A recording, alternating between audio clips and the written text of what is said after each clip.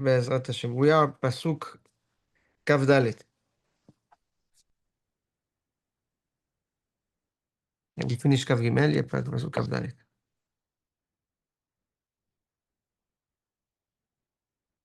Shuf Devash Imre Noam. Honeycomb is like Imre Noam. Pleasant words are like honeycomb.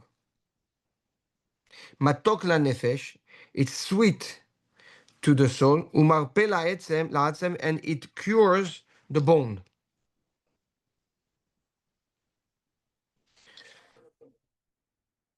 So says the Gaon like this. He says, what's the difference between dvash, which is the honey, and tzuv dvash, which is honeycomb? So he says like this. He says, dvash, honey, is sweet. Honeycomb is sweeter than the honey. However, the honey is not so good for the body, but honeycomb is very good for the body.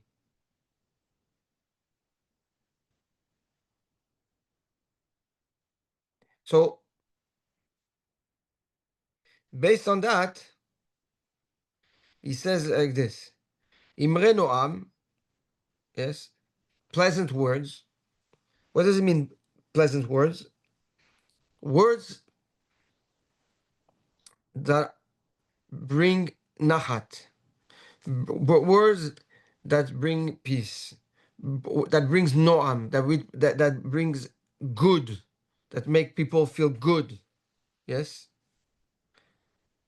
those words are as beneficial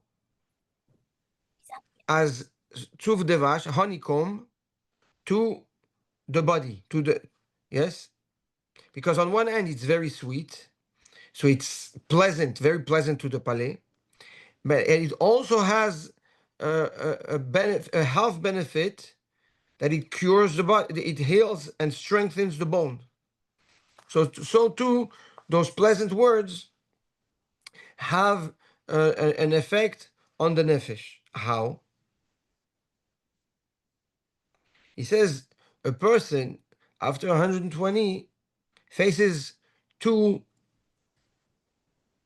judgments. One is the body being judged, and one the neshama is being judged. So the body is being judged with hibut kever, with the pain, yes, that the body feels by being by deteriorating inside the grave. And that's one judgment. The other judgment is the Gehinna, the yes, the pain of the neshama that goes into Gehinna.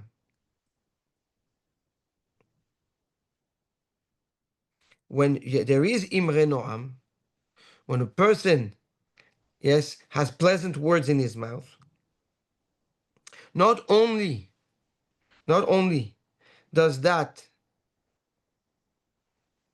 protect him, yes, from the pain, yes, of the body, meaning the hibut kever. Why? Because when your words are pleasant, and you make people feel good, and you say words that are words that are positive, words that are good to the person, yeah, that are beneficial. So you strengthen them, yes. You make the person strong. So the same way you make the person strong, those words protect you for your body to stay strong inside the kever. And not only that, but also because the pleasant words are words that are infused with chokhmah and yirat Hashem. Yes, by default, that's what pleasant words are. So also you enhance the ruhaniyut of the person. You enhance the spirituality of the person. Yes. So too, your neshama is protected also in Gehinnom from those words. So from having the right words, words of wisdom, words of kindness, words and having a delivery that is pleasant and sweet, yes, like the honeycomb, the benefits are is that the person is now protected from any pain of the din inside the grave for the body and from the din of the Gehinnom for the neshama. All this, all this from the words chosen when you speak and the tone that you use when you speak. These two factors have a direct impact not on the benefits of what you get in Olam Haba, but but as a protection to the body and to the soul. Good? Why you say that? It's directly we go to Gainam, or it's a possibility we don't go Well, in the no, judgment? most unless uh, everybody has to go through a cleansing process. Gehinnom is Ah, not, okay. it's not hell. It's a cleansing process, Okay. okay, before going into Gan Eden. It's a purification. Okay. Yes. So there's the purification can be very painful or not. Yeah, there's degrees. Yes. So too the body. The body can, yes. We brought in the past. Yeah, the hibuta kever. Hibuta kever, just to give an example, is being is giving enough sensitivity and awareness to the body to feel, yes, being decomposed by earth and by the worms and by, yeah, eh, that's already Gehinnom, if you ask me. Yeah. Yes. So that the Imre Noam, when you are careful in the way you speak and what you say and how you say it, yes, you create a shield of protection on your body and a shield of protection of on your neshama when it is time to be judged.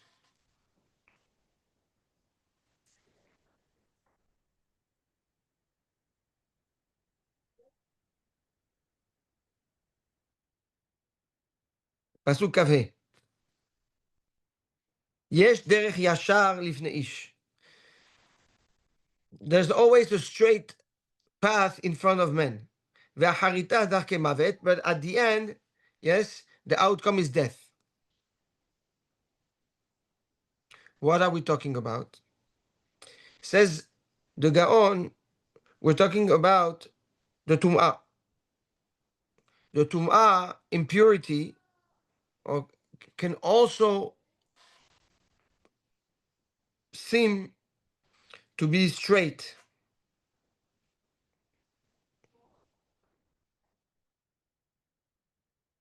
Yes? What does that mean? Is that sometimes the Yetzer Hara knows how to make, make itself look very good and very proper and very aligned. Yes? And that's why he used the word ish. However, acharitah darkei mavet.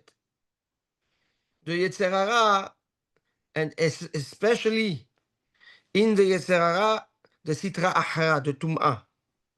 Yes? Why? The Sitra Achra is the flip side of the Kedusha. Yes? So it's like you have a coin that has two facets that are identical. But one is Kadosh, one is Tameh. So depending what you're looking to see, or you will see the face of Kedusha, and if the person wants Tumah, he's going to see the same face, but it will be Tumah. The difference between the two, one is the direction to Chaim, and the other one is the direction to Mavet. So says the Gaon, because, yes, the Sitra Ahara, the Tum'ah, is the flip side of the same coin of the Kedusha. It is, you will see it as Yashar. You will see it as straight. You will see it as good, as aligned.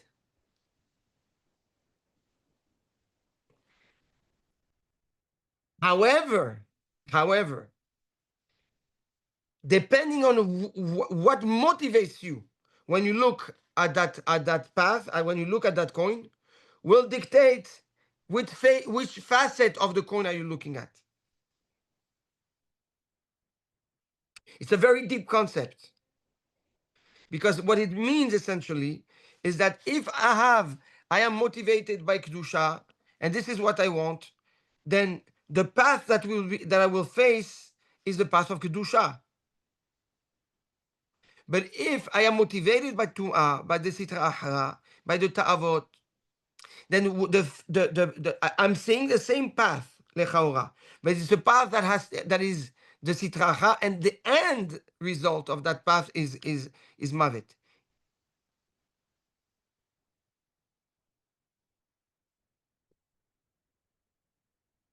Which is really where the problem comes, right? Because if you see a path that is not good and you take it, you're an idiot. That's the pashut, right? Yeah. There's a the pashut that if if you see an Okay. avenue with cars going and it's red in front of you, you have to stop. And if you cross, you're an idiot. Yeah, like the pashut. Yes, you know that you're going to get into a car accident. That's the mata ose. But the problem comes when it's green in front of you. You understand? But so the question is, why do you want to cross the road? Do you want to cross this intersection because the ta'ava motivates you to go for something, or no, you want to cross this intersection because you want kedusha? That will determine the outcome when you cross the road. So comes Shlomo HaMelech to alert and highlight the importance of making sure we we approach situations from a place of kedusha and not from a place of sitracha, because the discernment between the derech yashar is very, very fine. You understand? It's very easy to make a mistake.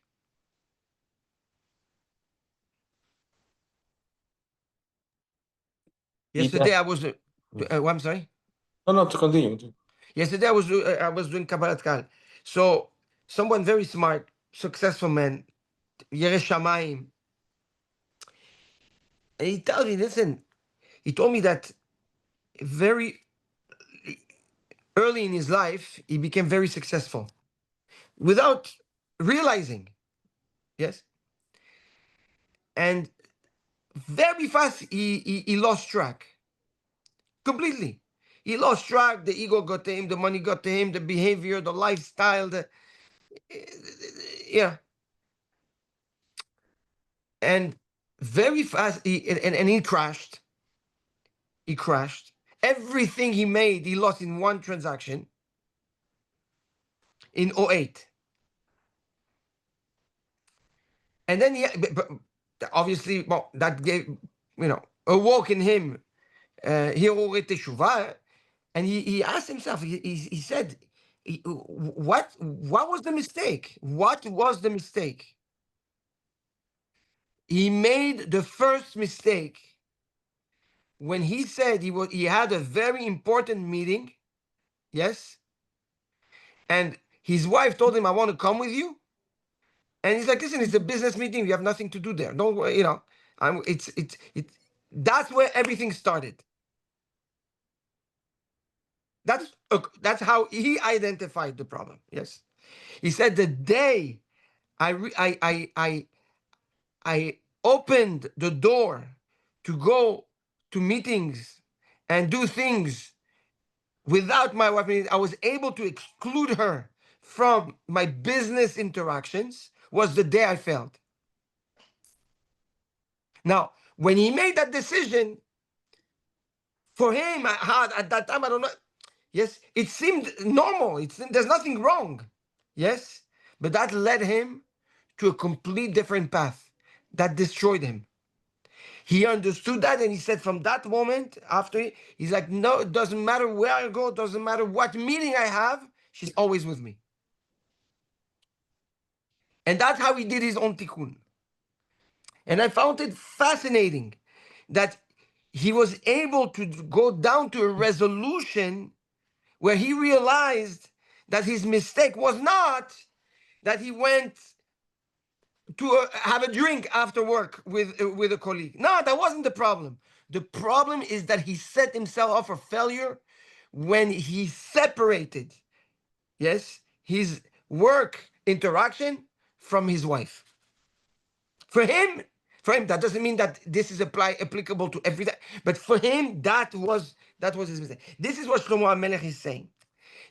When you have those decisions that are so precise, so fine, and that seems so far from any mistake. Ish. The Sitra Achra comes like an Ish. Who's Ish usually? Ish the Kedusha. Moshe Rabbeinu, Ish HaElokim. Right? The Gadlut of the definition of Ish, זה what? זה משה רבנו, זה השלמות of man. Shlomo HaMelech calls the Sitra Achra Ish. Because when he presents himself, he looks like Moshe Rabbeinu. And the only way to discern the difference between Moshe Rabbeinu and the Sitra Achra is with the lens that you use. Do you use lens of Kedusha or do you use lens of Tum'ah?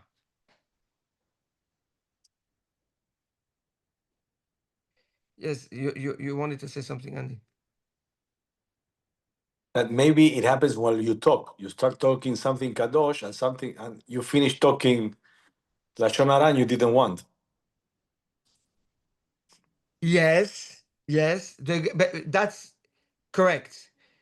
So you're using another yesod of the Gaon that we saw in Shir Hashirim, that the Gaon says that the Yetzer Hara, how do you determine what's a Yetzer Hara? Because sometimes the Yetzer Hara comes as a mitzvah. You remember we saw that. So if you're excited to do the mitzvah, No. mashma that the Yetzer Hara is behind, because it's not possible for a body which is physical to be excited for something that's spiritual. Yes. So definitely we can apply that yesod here also. That's another facet and another shtick, yes, trick that the Yetzer Hara has. But originally like in its full capacity, the only way you can detect him is if you have eyes of kedusha. If your approach is kadosh, if your interest is growth of Torah and of kedusha. If it's not, then you're in danger.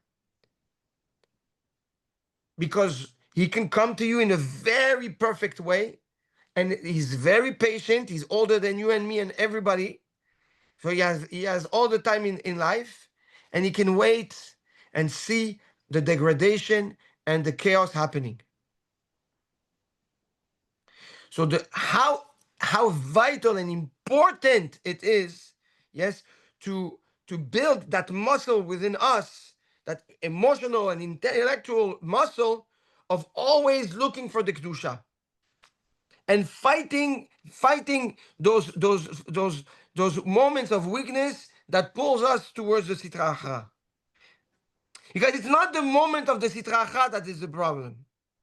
It's not the moment of weakness that's the problem.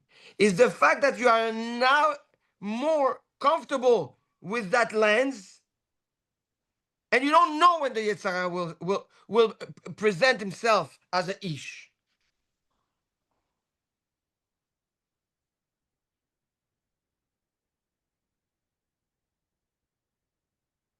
Pasuk good. Pasuk kavav.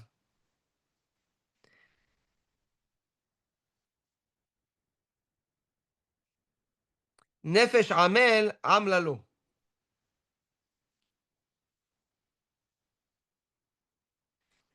Uh, a nefesh, yeah, a person that toils.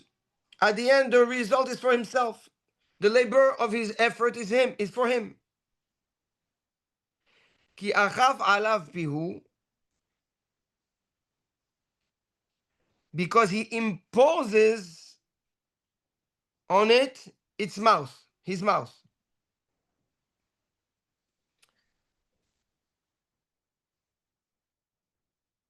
The Gaon says like this. This is essentially a pasuk addressed to Lomdei Torah.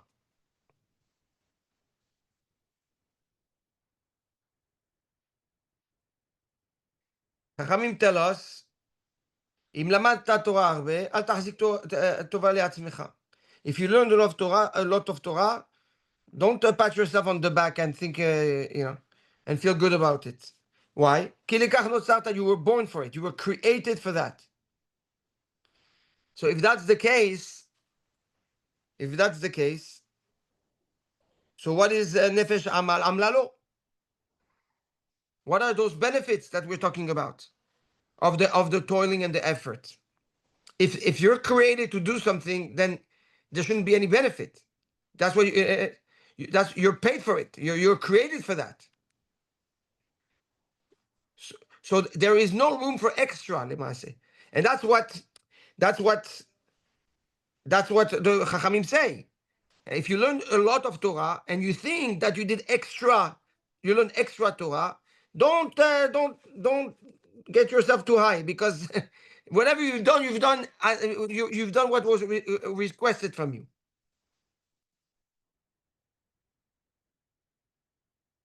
So the Gaon explains, when we are born, when the baby is inside the womb of the mother, the malach comes and teaches, the angel comes and teaches the ubar Torah. What Torah? All the Torah that neshama can bring to the world. Learn and teach.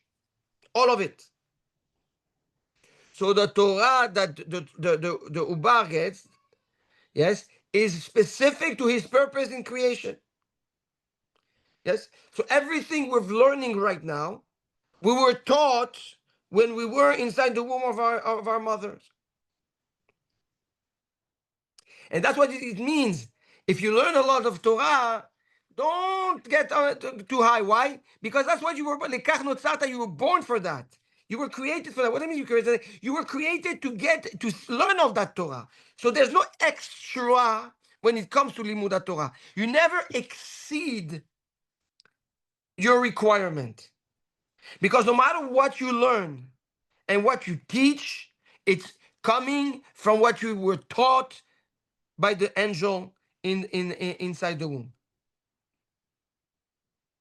But that also, now comes the concept of Yagata Matzata Ta'amin. Yagata, you put effort, yes, you told Umatsata, and you find you find success in your effort. Ta'amin, you have to believe. It's true. Chachamim tell us that's the way it works. Told, you have result, and then you know that that it's good. But if you told and you don't see result, that's you didn't toil enough, or you didn't. Yeah, and you find, even if you have results and you didn't toil, these are not real results neither. So I don't understand, says the Gaon. So is there result after toiling or what? So says the Gaon like this: when we're inside the womb, we're taught Torah, Then when we come out, the malach comes and puts the finger on top of our mouth, like we have the siman here, like we say, and we forget all the Torah. So now we have to toil to refresh on that Torah. That's yagata. That's putting the effort. Umatsata, and you find, what are you finding in the Torah? Now you find the Torah that was taught to you originally inside the womb. But today it's a mitzvah to you. You just found it as if it's fresh because you forgot it. But in reality, all that Torah is part of your DNA. Ta'amin. Believe now that this is why you were brought to the world. You were brought to the world to reveal all that Torah that is coming to you. So essentially, the the Torah that you learn, and it's interesting because everybody has a different tendency. Everybody's pulled with different parts of the Torah. There's certain parts of the Torah that resonate better than others. Yes? To come and tell you, yes, that your neshama is made with certain and specific hidushim. Yes, the Torah as a whole, but your mold has more sensitivity and more accent to a certain aspects of the Torah, certain halachot of the Torah, or certain subjects of the Torah. So that comes to you, through the toiling. Nefesh amal amlalo. So when you put amal, when you toil, when you put efforts, at the end you enjoy, you benefit from these efforts. What does it mean you benefit from these efforts? You realize yourself. Yes, by toiling in the Torah, you reveal yourself in and your purpose in creation. And how does that work? Ki alkaf alav pihu, because he enforces, he pushes his mouth. What does that mean? That mouth that was studying Torah with the angel, now in this world, yes, is imposing on it to learn Torah versus talking haki balash, versus talking lashon hara, versus talking nonsense, and using it for shtuyot. So by imposing on the mouth to learn Torah, that's how he reveals. That's how he reveals his own Torah, and he reveals his potential, and realizes his potential.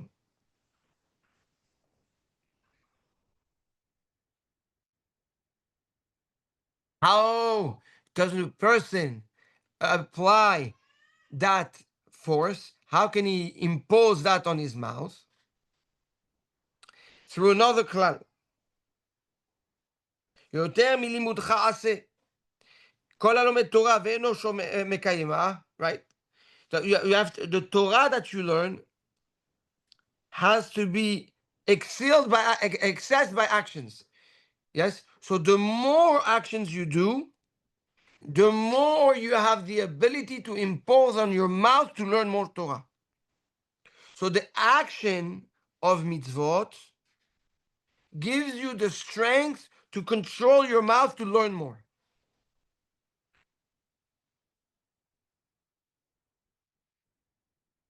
That's how it works. Because if you keep it theoretic and a lot of blah blah blah, then you're never going to get there. So because at the end the mouth loves to talk.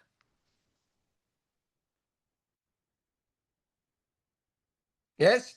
So says the Gaon, the action of the mitzvah builds the muscle and the resilience inside the person to now control his mouth so that he can now learn more Torah and reveal the Torah that he was brought to the world for, the Torah that he learned inside his womb. So look how it's a full circle, yes?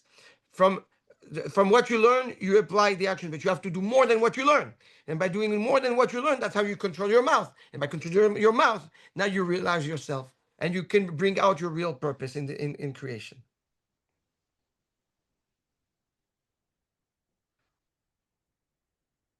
Spectacular. Baruch Hashem. Tov. Tov. We're going to hold here. Be'ezrat Hashem, we did Pasuk Kavav. We just finished Pasuk Kavav. And Be'ezrat Hashem, next shiur, it's four psukim that are interconnected. So we'll do that Be'ezrat Hashem next shiur. Spectacular.